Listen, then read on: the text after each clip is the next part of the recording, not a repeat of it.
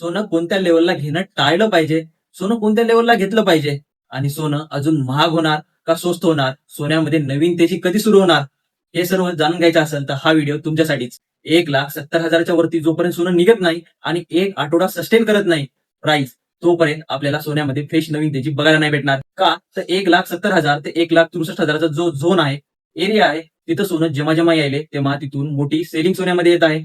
सोनं आतापर्यंत 3 वेळेस या एरियापाशी आलं आणि 3 वेळेस तिथूनच सेलिंग आली. त्यामुळं ह्या एरियाच्या जवळ सोनं खरेदी करणं आपण टाळलं पाहिजे. आणि सोन्यासाठी खालचे 2 लेवल आहेत जिथून सोनं नेहमी रिटर्न होत आहे. पहिली अशी झोन जिथून सोनं रिटर्न होत आहे ती म्हणजेच की 1,47,000 ते 1,38,000ची. इथं 3 वेळेस सोनं आलं आणि 3 वेळेस इथूनच रिटर्न झालं. आणि त्याच्या खाली एकदम स्ट्रॉंग बाईंग झोन आहे, तो म्हणजेच की 1,27,000 ते 1,70,000चा. प्राइस ह्याच्या सुद्धा जवळ आली आणि इथून रिटर्न झाली. त्यामुळं त्या खालच्या झोनचा नक्की विचार केला गेला पाहिजे. अशाच प्रकारे सिल्वरचे लेवल हवे असतील तर आमच्या चॅनलला पहिले फॉलो करा आणि कमेंटमध्ये सिल्वर लिहा.